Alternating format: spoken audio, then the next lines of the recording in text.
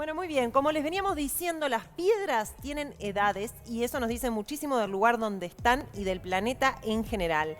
Pero bueno, vamos con una experta en el asunto. Ella es Elena Pil, es directora de la licenciatura en Geología de la Facultad de Ciencias de la UDELAR. Bienvenida, Elena Vespertinas. Muy buenas tardes. Muchas gracias por la invitación. Bueno, primero que nada, vamos a plantarnos en Uruguay, porque aparte ahora está como de moda, por suerte, todas nuestras piedras. ¿Qué piedras hay en Uruguay? ¿Y dónde? Uf, ¿No? bueno, es un panorama muy amplio, muy grande para decirte qué piedras hay, porque hay muchas, digamos, hay una diversidad muy grande. Nosotros en geología no les decimos piedras, les decimos rocas, Perdón, ¿sí? ya empezamos mal. Hablamos de las rocas y hay obviamente una diversidad muy grande de rocas. Hay muchas rocas de naturalezas diferentes, de formaciones diferentes, de procesos genéticos diferentes. Ahí en las imágenes que veo que están pasando, están mostrando ágatas y amatistas de Artigas, supongo. Ujú.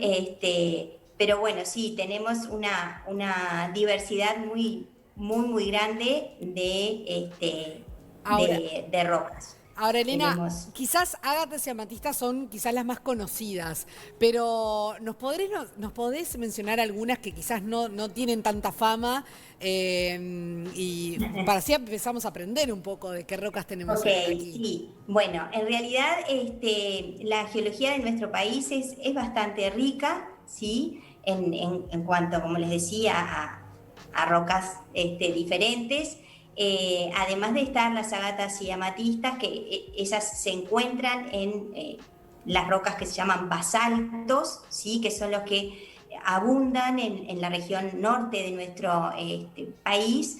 Tenemos más hacia el sur otros tipos de rocas que son, por ejemplo, los granitos, ¿sí? Como, digamos, el cordón de la vereda de Montevideo o lo que era la Rambla de Montevideo o lo que eran las calles de 18 de julio, las veredas, ¿verdad?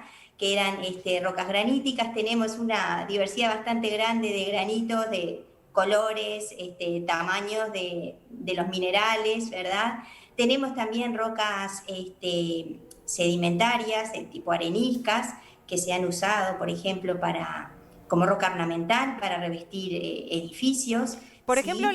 las del Palacio, perdón, pero las del Palacio Legislativo son de este tipo de Son roca. nacionales, Y sí, por eso son, digo, son, son mármol. son. Mármol también tenemos, básicamente en la región este del país, en lo que sería La Valleja, y el Palacio Legislativo es un ejemplo de los mármoles Pensé nacionales. que eran extranjeros, que los habían traído del extranjero, o es que sí también hay mucho mármol traído desde afuera en el palacio. Bueno, sí hay mármol traído de afuera Sí. porque tiene que cumplir ciertas características para que pueda ser usado como una roca ornamental, Ah, ¿verdad? ok, claro. No todas las rocas pueden ser usadas como roca ornamental, porque si está muy fracturada, por ejemplo, no podríamos, no resistiría a ser digamos, una lámina como para poder Claro, como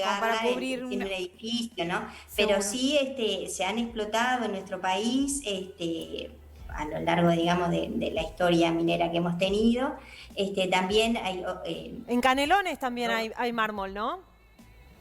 en Canelones lo que hay es granito. Granito. Las Claro, canteras de La Paz, de acá, de la ciudad de La Paz, sí, son básicamente son granitos y bueno, por eso les comentaba, los cordones de Montevideo, por ejemplo, son sí, de La claro. Paz. Bueno, hoy Pero ¿ves ahí? sabes que Vale planteaba una cosa hoy, Vale, te lo querés contar, lo que siempre nos vienen diciendo que no se puede hacer. Quería saber si es verdadero o falso que no podemos tener subte en Montevideo porque tenemos un subsuelo demasiado duro. Ajá. Bueno, digamos, yo nunca he participado de un estudio en particular, ¿no? Sobre esa posibilidad, pero es verdad que nuestro subsuelo es duro, en algunas partes no tan duro, pero sí. pero existe tecnología que permite hacer subte, por ejemplo. El tema es un tema de, supongo yo, que un tema de costos, básicamente. Claro, ¿no? bueno, está. Yo Entonces, siempre pensaba cómo en Río de Janeiro se hicieron los túneles por los morros y dinamitaron morros. Claro. Que tiene que ser duro y pico, ¿cómo no se va a poder hacer? Pero bueno, en Sin realidad duda, es un pensamiento hay, muy tecnología fino. para hacerlo, digamos. El tema de qué sale más en cuenta, digamos, hacer esa obra o bueno. mirá o que quedaste mejorar grabada, ese Quedaste grabada, porque la próxima vez que alguien nos esgrima ese argumento, le vamos a decir no. Se puede. Poderse Esa se teoría puede. no te la podemos claro llevar. que yo no participé nunca de ningún estudio de ese tipo, pero sí sé que en otros lugares donde hay roca dura se han hecho, o sea que Claro, claro. Bueno, hablabas justamente queríamos saber las actividades vinculadas al tema de las rocas, porque siempre lo vinculamos con el tema de la minería, ¿verdad? Pero, ¿qué otros trabajos se pueden realizar, digamos? bueno, mira, en realidad la geología como ciencia, como disciplina, ¿sí? Estudia la composición del planeta, la estructura que tiene el planeta, ¿no? La dinámica y la historia que ha tenido nuestra Tierra. Eso incluye los recursos naturales, ¿sí? Pero también incluye los procesos, por ejemplo, que repercuten en superficie, ¿no? Y también el impacto que puedan causar a nivel de medio ambiente. Entonces, digamos, es un espectro muy, muy grande de la actividad de los geólogos, no es solo vinculado a la minería, digamos, la geología. En el caso de nuestro país, la principal actividad minera está básicamente relacionada a lo que son la construcción, lo que son los áridos de construcción, ¿no? Digamos, pedregullo, arena, portland, digamos, ¿no? O sea, materiales que permitan generar el portland, por ejemplo. Esa es la principal minería que es permanente en nuestro país, ¿no? Claro. Y bueno, después hay circunstancias en donde sí hay otras explotaciones, como hubo históricamente en Rivera por el oro, ¿no? Pero además de lo que sería estrictamente la Elena, minería, hay otras áreas en las Elena, que muchos colegas trabajan, por ejemplo, en los recursos hídricos subterráneos, ¿sí? Eso es la búsqueda de agua subterránea, ¿verdad? Que es Elena, una necesidad de la sociedad. disculpa Eso es una tarea del geólogo, digamos. Bueno, gracias por esperarnos estos minutitos. Seguimos hablando contigo. Decinos una cosa. La actividad de un geólogo en un país como el nuestro, ¿hay como una salida laboral? Bueno, sí, hay sí. Nosotros en la carrera hicimos una encuesta en el año 2018, digamos la última encuesta, que ahora nuevamente la haremos en el segundo semestre de este año, para saber justamente la situación del empleo de nuestros egresados y bueno, allí reflejó que sí, que la mayoría de nuestros egresados trabaja en temas geológicos, o sea, trabajan ejerciendo la geología. En áreas vinculadas a la minería o a la hidrogeología, o sea, a la búsqueda de aguas, vinculado a los estudios de impacto ambiental, estudios medioambientales, ¿verdad? Y Claro. también en investigación y docencia, por ejemplo, como es mi caso particular. Bien, Elena, hoy Sofi recordaba el tema de la Pangea, ¿no? Porque tú tuviste una investigación con ese tema, ¿no? De cuando estábamos Sí. unidos con África, en América, en esa placa toda. Uniforme, juntitos, ¿no? uniforme, claro. Y Sofi recordaba que el lugar que nos tocaba era precioso en eso. bueno, para mí era lindo, no sé si... Para mí también, ¿no? Pero por eso, me hiciste acordar a eso. Nos tocaba un lugar bárbaro, ¿no? Ahí, cuando éramos uno. Bueno, creo que sí, y nos sigue tocando un lindo lugar ahora. Estamos medio Que expuestos, ya- ¿no? Al agua, sí, es como muy para afuera quedamos ahí. Bueno, sí, pero estamos en una localización desde un punto de vista geológico que por suerte es bastante calma, ¿no? ¿Viste? Entonces eso Es la es estable, bueno. claro. Siempre nos dijeron eso en el liceo, Es cierto. en geografía, que era la placa más estable. Claro, digamos, las placas tienen, los bordes en general son más complicados que las porciones más centrales, ¿no? que sería como lo que nos toca a nosotros. Pero sí, en el caso de ese estudio que usted menciona, en realidad fueron varios, fue un proyecto más de un proyecto en realidad, que hemos venido trabajando desde hace tiempo, algunos de ellos con colegas brasileros también, en el que lo que intentábamos ver era en el registro de rocas de Uruguay, de qué características, digamos, tenían y bueno, ahí se pudo claramente ver que sobre todo las rocas que están en el este del país, digamos, en Rocha, Cerro Largo, por ejemplo, ¿no? Que tienen lo que llamamos entre comillas, una afinidad africana, ¿no? Que tienen una parte de su historia que corresponde a la evolución que sucedió, digamos, del otro lado del Atlántico, por supuesto, antes de la existencia del Océano Atlántico, ¿no? Y bueno, que cuando se rompió esa Pangea que ustedes bien recordaban, el pedazo de eso, más africano, digamos, quedó de nuestro lado. Claro, pero ¿qué lugar exactamente, o no exactamente, pero aproximadamente nos tocaría, digamos, si estuviéramos unidos a África actualmente, por ejemplo? ¿Qué sería? ¿Angola, Congo, Gabón? Digamos, Angola, Namibia. Ah, Angola, Namibia, perfecto. Más cerca del sur, digamos. Claro, sí, sí. Y en ellos... el Congo estaría más hacia Brasil. Más arriba, claro. Bahía, Un poquito más hacia arriba, digamos. Claro. Seguro. Y en esos subsuelos hay cuestiones similares, digo, porque en esos subsuelos hay otro tipo de piedras que tienen otros valores también, ¿no? Brillantes, ¿no? Diamantes. Por eso, ¿no? Bueno, ¿O no? claro, por eso. Lo que nosotros estudiamos fue que